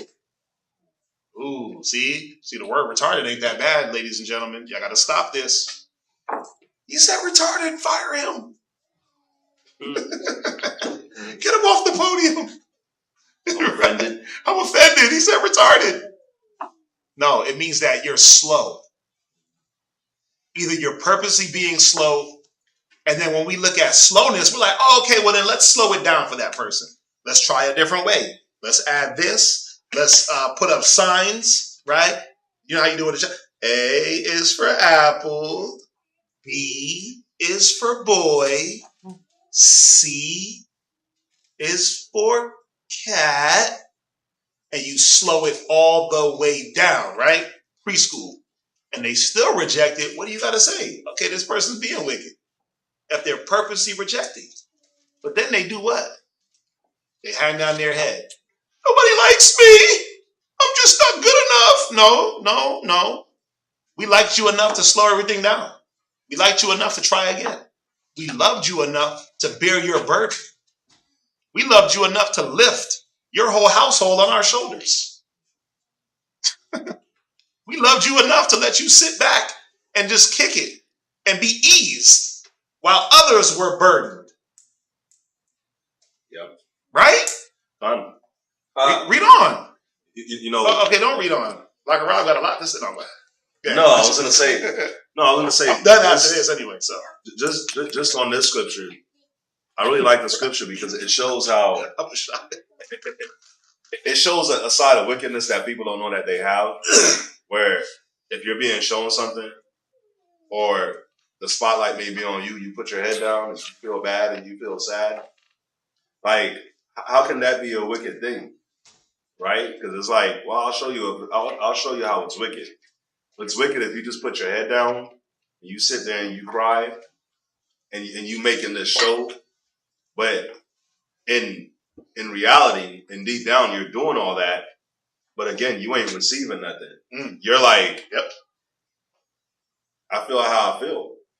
You see what I'm saying? So you're crying, you're sitting there, you don't like that the spotlight is on you, you don't like that you're getting corrected and all that. So you put your head down and you put this facade up like you really are sad, or you may have tears, but in reality, ain't no change gonna come. Yeah, where's you're the gonna change? keep moving like how you moving. Change gonna come. And then that right there shows the wickedness. It's like in Matthews, right?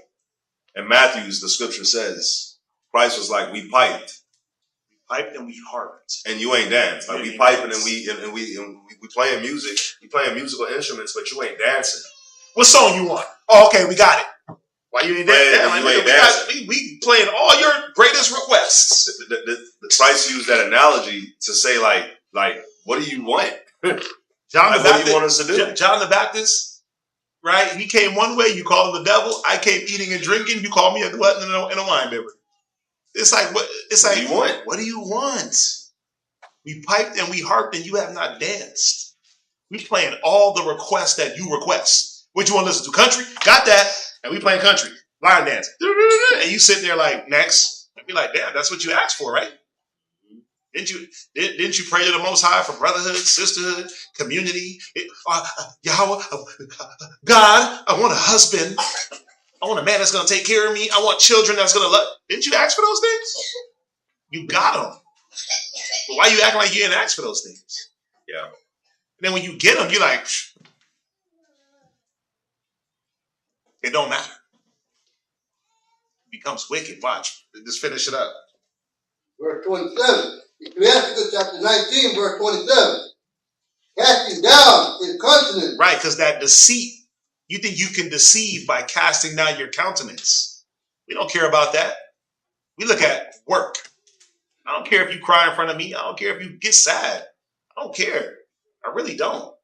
I don't care if you call me talking about priest, and woe is me. I don't care about that. I don't care what you tell your husband about me. I don't care how you feel about the class. All I want to see is improvement. All I want to see is bear ye one another's burdens, but let every man bear his own burden. That's what I want. The deceitfulness is not going to work over here. Go ahead. And making as if he heard not. Huh? What'd you say? Huh? Oh, my bad. I didn't hear that. Go ahead. Where he is not known, he will do thee amiss. And this is what it turns into. That's why people leave. This is why people leave situations. because they want to go where they're not known to continue that wickedness. You know what? These niggas found me out. I'm going to slide over here real quick so I can continue to be deceitful, continue to be wicked. Right? Last scripture. And this is the conclusion. You know, you camp hop, you church hop, you job hop. They felt, oh, like you always late. You know what? Ooh, time for the next job. Right? You always absent. You always this. You know what? Let me go where somebody don't know me, where I can get away with being weak. We're not gonna let you just sit here and be weak now. We're gonna do our part. Right? But the scriptures say, let the unfaithful die in his unfaithfulness. Right? Well, what is our job? To warn you that you're unfaithful. To warn you of your weaknesses and to strengthen one another. Here, it's going to tell us in 1 Thessalonians 5:14. This is the last scripture, and then we're going to end it. Change gonna come. Yeah, read. 1 Thessalonians chapter 5, verse 14. And this, again, sisters, pay attention to this scripture. It's very important. Read. Now, we exhort you, brethren. Sistering. Read. Warn them. Do what? Warn them Come on. that are unruly. But don't get upset when you're the one being unruly and being warned. Don't get upset. Just take the check and move on. Read. Yeah, you should be happy. Say, let the righteous smite me. It should be a kindness.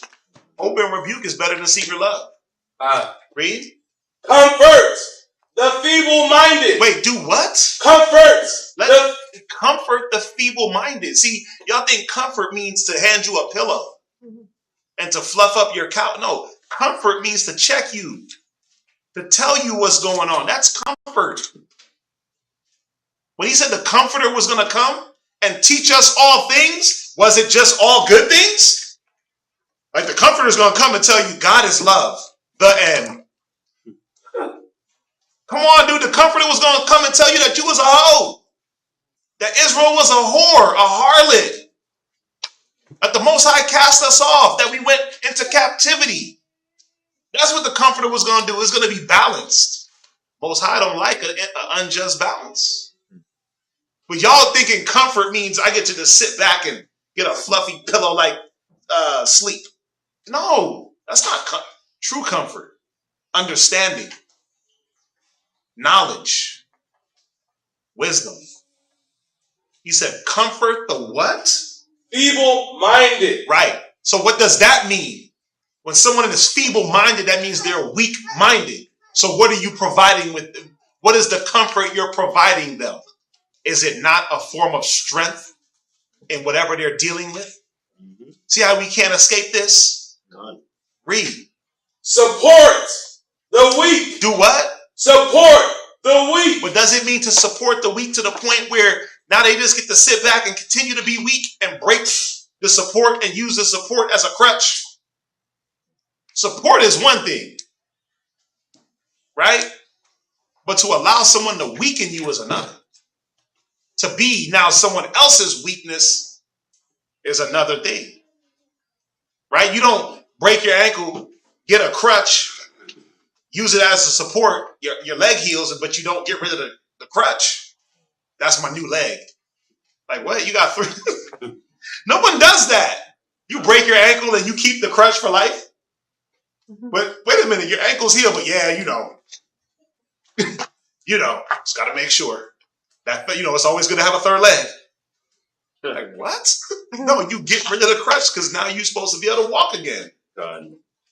Right? Go ahead. Be patient. But see, there's a level of patience that has to be there. Be patient with all men. Right? Go ahead. Toward all men. Come on. See that none render evil for evil. Right. So if you feel like someone is being selfish or being unjust, does that mean that you go do the same thing? Do you render evil for evil? Well, I'm trying to rebuke you now, but you're looking at what I did 6 months ago and you're rendering evil for evil. I don't listen to you because of what you did 6 months ago. You destroy your own self. It says you cause damnation to your own self by doing that. You're eating and drinking unworthily. See how no matter what, this is all about self-accountability? At the end of the day, yes, we're supposed to hold each other accountable, but the accountability lies within oneself first. Stop looking at everybody else for your damn excuse. I always, man, I be hearing that. Well, he did it. So? That's what children do. So what? It's like Shariah. I told Shariah don't do something, but then she'll look at Shayla doing it, and then she'll look at me like, can I go do that? She'll look at me, and I'm like, I'm telling you, don't do it. Don't even try it. Like, don't even try it. Like Shayla ain't there yet. Trying to get her there. Yeah. But it's like, but you're already there. You supposed to be now saying, hey, Shayla. It's like what I do with Manasha. He does, like when a warrior's doing something, I'm like, bro, go tell her to stop. Or go take that from her. Don't run to me. Yeah. You know that it's wrong. So tell her that it's wrong. Right? But they're kids, so they only know so much. Mm-hmm. You see that? Go ahead. Unto any man. Come on. But ever follow that which is good. Go ahead. Both among yourselves and to all men. And I'll end with that. That wasn't too bad. Right? We're still all friends. Right? Some of us. That's all friends. Some of us are still friends. But just remember, sisters, please, the pettiness got to stop amongst y'all. Those petty dealings, that tit for tat spirit, it's not helping. You're not getting anything from it. And that tit for tat spirit is going to get a lot of y'all left behind because you were slow already. You were already slow as hell coming in the game. And now you're going tit for tat, and that's preventing you from strengthening yourself. And the ones that are stronger than you just going to keep moving right past you. So it's not even to your benefit to be slow, to be tit for tat, to be railing for railing, to be stop looking for the out. We just read it. It says the godly will acknowledge. Stop looking for the out. Just take it. You know, I was I'm gonna say this too. You know, like, you gotta acknowledge within yourself that you're slow and that you don't know. So that, because if you know that you're slow, then you should have nothing to say. I'm not saying that you can't say nothing, but if you know that you're slow, then you should have nothing to say, because you're not going to know if, first of all, if you have trouble with discretion, you're not going to know if what you're saying is on point or if it's not. You don't even know how to manage and deal with your own mind and deal with your own self. Yep. So what you got to do is say, you know what, I'm slow. Let me just go with the flow. Discretion and discernment is a lack. And let me get it. You see what I'm saying? Yeah. But a lot of the times it's like you know how you know people that are like Israelites, they know they're Israelites, but they're not in the school. They don't go to a camp. They're not around. They're not doing anything, but they want to have something to say. It's like you camps is wicked. But then they want to say something. But why? They want to give, like, because y'all on the corners yelling. But what are you doing? Hey, like, you ain't doing nothing. You're not yelling. You're not even getting your ribbon order. You can't say nothing. Like, if you're barely in class, you can't say nothing. You see what I'm saying? That's just what it is. Like, because then it makes you look hypocritical. It makes you look hypocritical. That's what I'm saying? Any questions on that? I was not anticipating any. So with that, all praises to the Most High.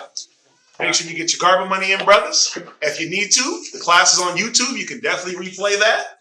Let it ring out in your earlobes at the casa. Right? There was a lot of people that missed class today. They probably did not watch it online because their speakers stopped working.